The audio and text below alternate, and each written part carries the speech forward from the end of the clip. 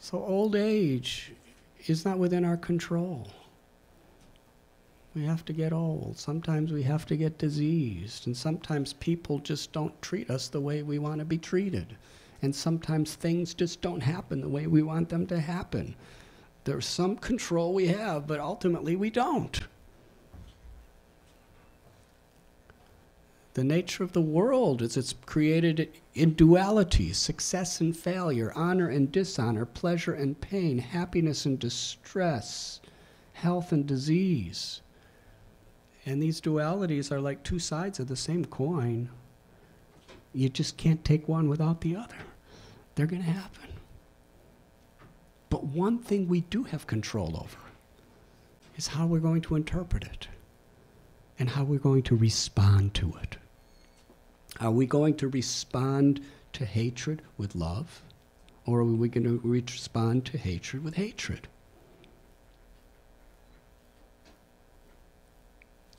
Who was it? I think it was Nelson Mandela said that when you respond to hatred with hatred, what you do is you're drinking poison with the intent of killing the person you hate.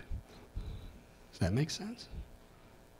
There's a Chinese proverb: if you want to get vengeance in someone, dig 2 graves. One for the person, one for you. Because you're killing your own inner substance, your own inner goodness by polluting it with these things.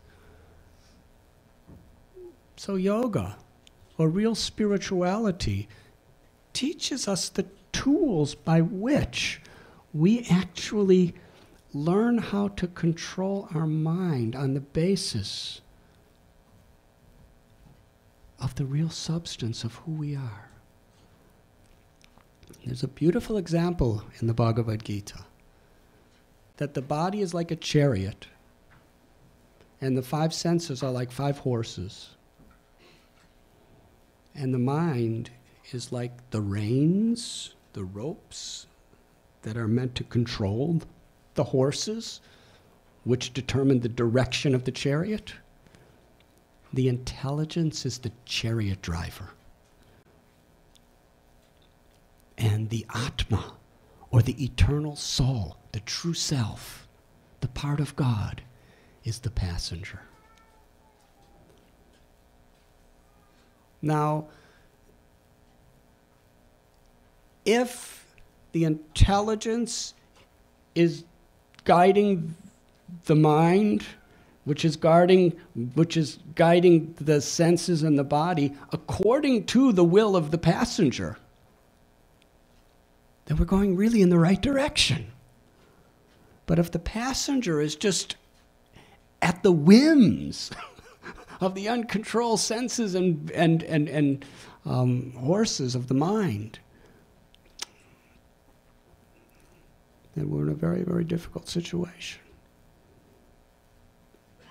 So yoga is to harmonize the body, the mind, and the soul, so that they're all working for the same purpose.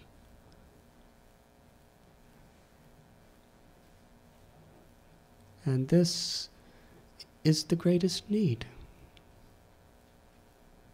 Spirituality, religion, yoga is not about changing our faith.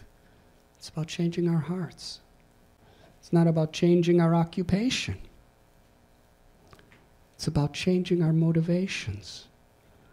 It's about accessing the great wealth, the great treasure that is within us. But the mind is like a wild monkey. How many of you have been encountered by monkeys? Please raise your hand. Krishna, in the Gita, it explains, yato yato nishchalati manaschanchanamastheram. It means this mind is so unsteady and fickle and just roaming here and there and everywhere. I read a statistic that the mind has an average, for a human being, whoever you are, 60,000 separate thoughts every day.